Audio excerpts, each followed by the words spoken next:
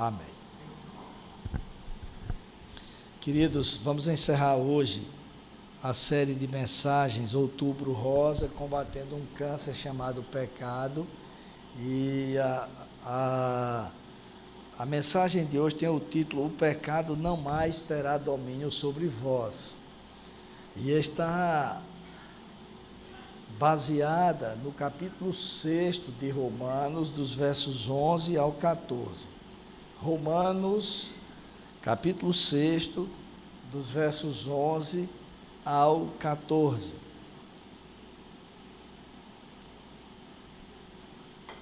O texto sagrado diz o seguinte: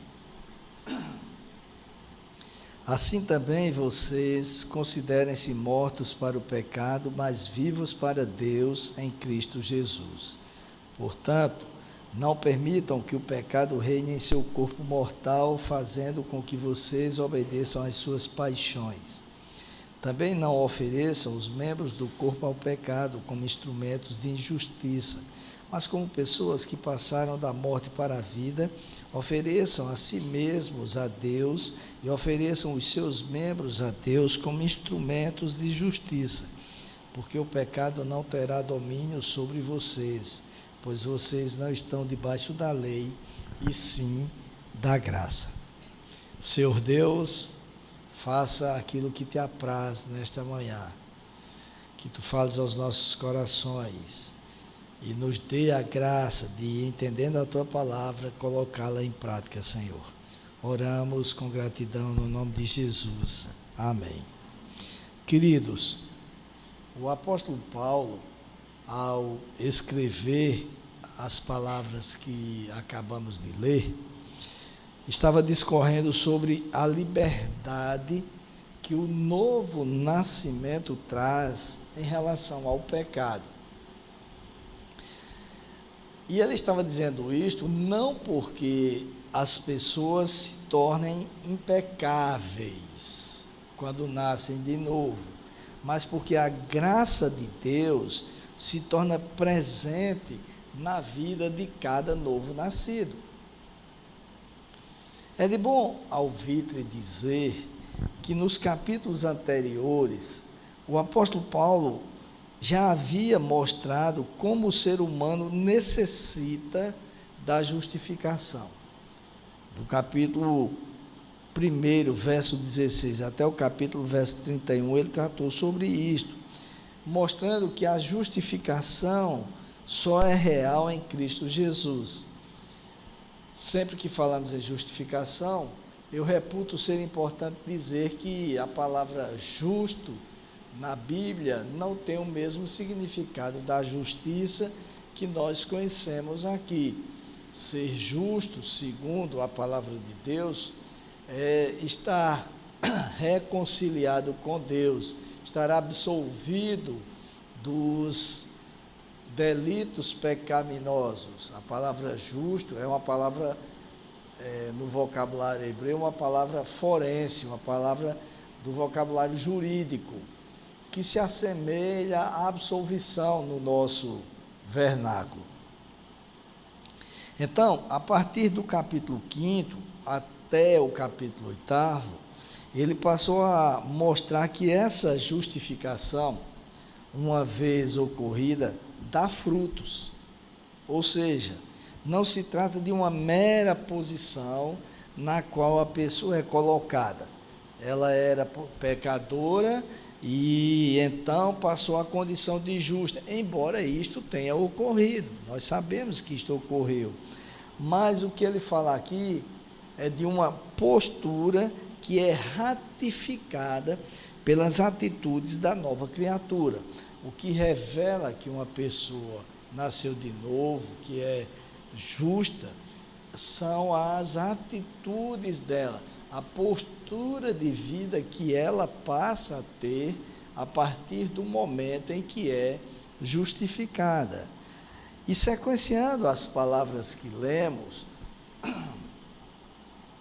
ele escreveu que ninguém é livre no sentido de ser absolutamente independente. Não. O fato da pessoa ter nascido de novo ou não ter nascido de novo, se ela nasceu de novo, ela não é totalmente livre, e se ela não nasceu de novo, ela também não é livre, absolutamente. Cada um tem um Senhor. E esse Senhor pode ser o pecado ou pode ser Deus. O capítulo 6, verso 16, mostra exatamente isto. As pessoas têm a tendência de seguirem, meus amados, aquilo que sem perceber, quando não são novas criaturas, se envolvem aos poucos. Então, se alguém, por exemplo, mente, se alguém, por exemplo, conta uma mentira uma vez, e depois outra, e outra, acaba se tornando escravo da mentira. A mentira passa a ser senhora da vida daquela pessoa. Na verdade, o pecado é o senhor da vida daquela pessoa. Então, a mentira vai crescendo aos poucos, até que a pessoa se torne escrava dela. A mesma coisa acontece quando a pessoa se torna nova criatura. Quem se assenhoria da vida dela é o Senhor. Então, ninguém é livre. Ninguém é independente por si só, vamos dizer assim, absolutamente independente. Por isso é que antes de dizer que o pecado não mais terá domínio sobre aqueles que foram justificados, o apóstolo Paulo alertou seus leitores sobre a necessidade de se considerarem mortos para o pecado e vivos para Deus. Isto em Cristo Jesus. E é importante dizer que considerar-se morto para o pecado aqui, não tem o sentido de a pessoa se autodeclarar morta para o pecado. Como diriam os jovens, adolescentes, quando estão conversando, tipo assim, eu me considero morto para o pecado e, portanto, estou isento dele. Não, não é isto. Eu não estou dizendo que os jovens dizem isto, é a forma deles se expressarem. Tipo assim, está de boas, tal. Estava contando ontem que estava vendo uma sustentação oral no Tribunal de Justiça do Estado de Pernambuco, e a advogada era bem jovem, e o desembargador presidente disse a ela: doutora, a senhora concorda que primeiro leia o relatório? Sim, está de boas. Aí o desembargador disse: está de boas, é uma expressão jovial. Aí ela: desculpe, não, estou levando no boa. O desembargador era bom, porque se fosse uns que tem por aí que se acha, porque tem alguns juízes que pensam que são Deus, e tem outros que têm certeza que são, né? Então, esses que têm certeza davam logo um tranca, mas o que estava lá era de boas. Então, achou legal. Aí, eu não estou dizendo que os jovens e adolescentes se autodeclarem que são mortos para o pecado. Eu apenas usei as expressões que eles usam. Considerar-se morto para o pecado aqui significa tomar a decisão de não ceder às tentações, porque uma vez justificada, a pessoa está em Cristo Jesus. Ou seja, queridos, Ele é o Senhor das nossas vidas. Não é o pecado quem reina sobre o novo nascido. Não ser mais escravo do pecado não significa que não haja mais erro ou desejo de errar, mas que o pecado não é mais senhor da vida do cristão. A natureza continua pecadora, mas não tem prevalência mais, porque o Senhor é quem reina sobre a vida de cada um. E eu digo isto arraigado nas palavras encartadas no verso 12. Vejam: portanto, não permitam que o pecado reine em seu corpo mortal, fazendo com que vocês obedeçam às suas paixões. Trata-se, meus amados, de uma decisão que o cristão deve tomar, não a decisão de se declarar justo, porque isto foi feito pelo Senhor. Mas, uma vez justificado, o cristão deve decidir não ceder mais às tentações de sua natureza pecaminosa, porque em sua vida, como eu disse, quem reina agora é o Senhor. Não permitir significa tomar a decisão de não fazer a vontade da natureza humana. É como alguém que está fazendo uma dieta, por exemplo, e decide não comer as guloseimas que lhe são oferecidas. A pessoa está numa dieta e está chegando o momento ideal para ela quebrar a dieta, que são as confraternizações de final de ano. Mas se ela decidir não ceder, por mais que tenha desejo, por mais que a sua carne queira entrar na carne, mas ela não vai ceder, porque ela toma a decisão. Há muitas pessoas que se filiam a uma igreja, a uma religião dita cristã, a uma doutrina, mas não são servas do Senhor. Continuam com suas vidas de pecado. O pecado continua sendo o Senhor das vidas delas. Isto me faz lembrar do já falecido pastor Gerson Barbosa de Menezes, que dizia que tais pessoas eram devotas de São Raimundo. Um pezinho na igreja, um pezão no mundo, dizia ele. Não há em suas vidas cotidianas nenhuma evidência de que nasceram de novo. São pessoas que não atentam para o fato de que ser cristão se assemelha a alguém que recebe um transplante de coração, por exemplo, mas continua com as mesmas limitações físicas que tinha antes de receber o novo coração. O coração é novo, mas o corpo não. Então, apesar de ter esse novo coração, esse alguém precisa reeducar os hábitos alimentares, precisa tomar a medicação constantemente, precisa praticar esportes, enfim, tomar todos os cuidados necessários, porque tem um coração novo, mas um corpo velho.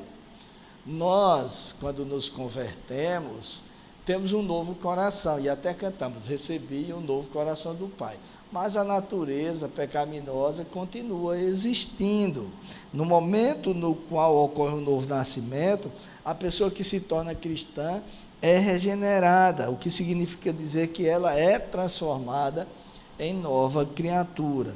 Mas, repito, a natureza, o velho homem, como nós costumamos chamar, continua ali, esperneando, querendo prevalecer. Os hormônios não se convertem, por exemplo. A gente vê, às vezes, por que tem que ter cuidado com, muitas vezes, quando a gente vê jovens se abraçando uma coisa ou outra? Porque o hormônio não se converte. Não estou dizendo que o jovem não se converteu, mas os hormônios não. E precisa vigiar, precisa ter cuidado. O temperamento, se era iracundo, continua iracundo. E tem que ter cuidado, porque senão de vez em quando ele estoura. E assim por diante. Mas, se há temor ao Senhor, essa tendência ao pecado é vencida, porque, repito, o cristão é governado pela vontade do Senhor. A sua vontade não mais prevalece, ela existe. E ela até argumenta, mas a vontade do Senhor é que deve prevalecer. Cometemos erros, sim, mas não temos prazer em cometê-los, nos arrependemos. Se uma pessoa continua tendo prazer em pecar, significa dizer que ela não teme ao Senhor. Não nasceu de novo. Se insurgindo contra este tipo de prática, o apóstolo Paulo registrou, no versículo 13º, as seguintes palavras: também não ofereçam os membros do corpo ao pecado como instrumento de injustiça, mas como pessoas que passaram da morte para a vida. Ofereçam a si mesmos a Deus e ofereçam os seus membros a Deus como instrumentos de justiça.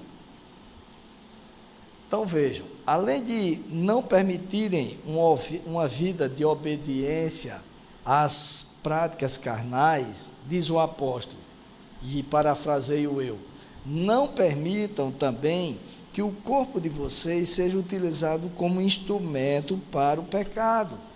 Deus lhes quer por completo.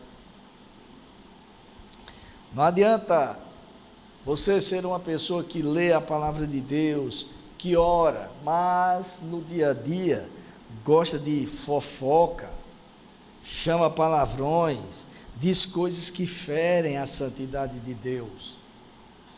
A língua, o apóstolo Tiago afirmou que ela está situada entre os membros do nosso corpo e contamina o corpo inteiro. Está lá na carta de Tiago, capítulo 3, verso 6. A língua como membro do corpo, e o apóstolo Paulo está falando aqui que não devemos oferecer os nossos membros ao pecado, ela não pode ser, segundo o magistério do apóstolo Paulo, oferecida ao pecado, assim como as mãos, que muitas vezes nos cultos são levantadas em louvor e adoração, também não podem. Os olhos do cristão não devem ser direcionados para coisas que agradam a Deus, devem ser direcionados, melhor dizendo, para coisas que agradam a Deus, e não como portas de entrada para o pecado. Vida, são palavras dele. Devemos oferecer a nós mesmos a Deus um momento de justiça, fecha aspas. E justiça aqui, queridos, no contexto no qual o apóstolo Paulo escreveu, e eu disse no princípio, faço questão de repetir aqui, não tem a ver com a justiça que é feita pelo poder judiciário, que é aplicada pelo poder judiciário. Não é deste tipo de justiça que o apóstolo Paulo está falando, mas ele está falando da justificação que é feita por Cristo Jesus.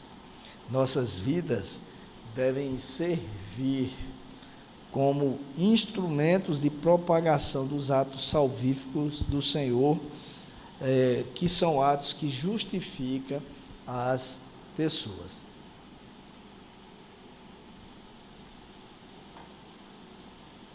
Nossas atitudes, queridos, devem testemunhar que fomos justificados e, portanto, revelar que o Senhor é poderoso para reverter a situação de perdição eterna na qual nos encontrávamos.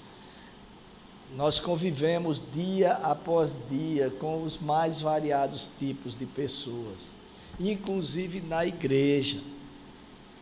E muitas vezes nós temos a tendência até de criticar a postura daquela pessoa, porque aquela pessoa é isto, é aquilo outro, sem nos preocuparmos em saber o porquê de ela ser daquele jeito. Às vezes a pessoa está vivendo um momento difícil na sua vida particular. Muitas vezes ela já traz um histórico de dificuldades, aliada ao fato de que ela é pecadora. E aí nós, como novos nascidos, não temos a paciência, não testemunhamos, não recebemos ou não cuidamos como deveríamos. Isto acontece lá no nosso trabalho, isto acontece lá em meio ao nosso lazer, isto acontece quando a gente está trabalhando num encontro, isto acontece em todas as ocasiões e em todos os lugares nos quais temos oportunidade de se fazer presentes. E como novas criaturas, como pessoas nascidas de novo, justificadas, nós temos que ter atitudes que apregoem isto, que digam para todos que nos cercam que nós somos novas criaturas, nós somos pessoas justificadas em Cristo Jesus. para que assim aquelas pessoas vejam em nós algo diferente e possam querer também a mesma justificação, que o Espírito Santo desperte nelas este interesse, e para que o Espírito Santo desperte, ele vai usar pessoas. Então, uma vida que não revela o novo nascimento, uma vida que cede à tentação da carne, uma vida que faz tudo aquilo que dá vontade, é uma vida na qual o pecado tem domínio sobre ela, não o Senhor. Se nascemos de novo, devemos, e o se aqui é uma forma retórica de falar, não estou duvidando de ninguém, mas uma vez nascidos de novo, nós devemos viver de tal forma que o pecado não prevaleça, porque a natureza pecaminosa continua existindo nas nossas vidas, mas a vontade do Senhor é que deve prevalecer. Por isso que o apóstolo Paulo finalizou os argumentos dele, vamos dizer assim, a lição dele, com a seguinte afirmação: porque o pecado, verso 14, porque o pecado não terá domínio sobre vocês, pois vocês não estão debaixo da lei, e sim da graça. Esse porquê, o pecado, ele introduz a justificação dele, a fundamentação da fala dele, dizendo porque é uma espécie de conjunção conclusiva. Ele explicou e agora ele está concluindo o raciocínio dele, dizendo, porque uma vez que somos justificados, nossas vidas devem revelar essa justificação. E por que devem revelar? Porque o pecado, por mais incisivo que seja, não tem mais domínio sobre nós. E isto ocorre não porque temos medo das consequências. Nós não cedemos ao pecado, não porque tenhamos medo das consequências prescritas na lei, mas porque a graça de Deus nos alcançou. Observem que ele diz, porque o pecado não mais terá domínio sobre vocês, não porque vocês estão debaixo da lei, mas sim porque estão debaixo da graça. Quando Deus percebe em nós o desejo de lhe agradar, derrama graça sobre nossas vidas para que não cedamos às tentações. Então, alguém nos faz uma raiva digna de ser retribuída com um escracho daquele que só a gente sabe fazer quando está com raiva. Mas a graça de Deus sobre nossas vidas nos faz contar até 10, ou até 20, ou até o número que for necessário. E ao invés de retribuirmos a altura da ofensa que recebemos, agimos como quem foi agraciado com a salvação e com a justificação, e mesmo tendo o desejo de retribuir aquela ação injusta, e nós temos, o desejo continua, mas ainda assim não cedemos à tentação pecaminosa. O Senhor é quem tem o domínio sobre nós, e não o pecado. É o Senhor.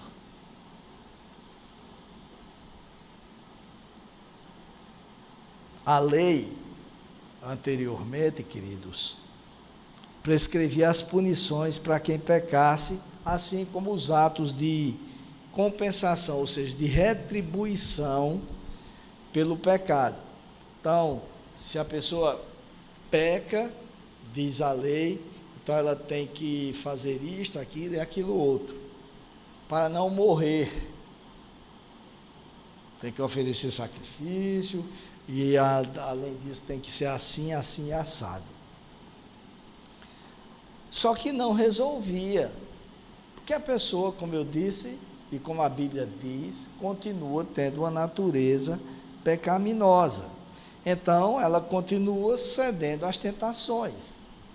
Então, ela comete um erro, ela cumpre o que diz a lei, mas volta a cometer o erro.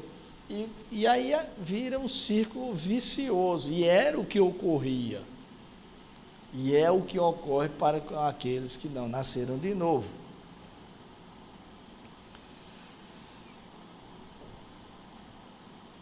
Portanto, a lei sempre estava condenando, sempre condena. Mas a graça de Deus nos alcançou, queridos. Agora, não tem mais a ver com o medo das consequências. Não tem mais a ver com o medo do que a lei prescreve. Nós não erramos, não é porque estejamos debaixo da lei mais. Não é por isto. Isto tem a ver agora com o temor a Deus. Apesar da natureza ainda pecadora, esse temor nos faz resistir à tentação por amor a Deus, não por medo de Ele nos castigar. Isso eu já falei aqui inúmeras vezes.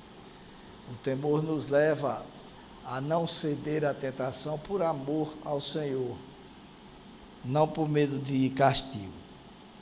Então, amados, nós precisamos refletir nisto, para concluir. Precisamos refletir que se nascemos de novo, e repito, este se é uma forma retórica de argumentar, devemos deixar de ceder às tentações que nos atacam, e elas são constantes, os ataques são constantes. Você é atacado no trânsito para reagir de forma como é atacado, você é atacado dentro de casa, você é atacado na escola, você é atacado no seu trabalho. As pessoas fazem questão de trazer à baila coisas do passado, coisas que a gente nem lembra, mas fazem questão de repetir práticas que vão lhe irritar, fazem questão de fazer coisas que não lhe agradam, fazem questão de abrir a ferida que estava já cicatrizada, fazem questão de você retribuir da mesma forma que elas agem com você. Fazem questão todo o tempo disto. Nós somos tentados durante todo o tempo, nos relacionamentos, somos tentados porque muitas vezes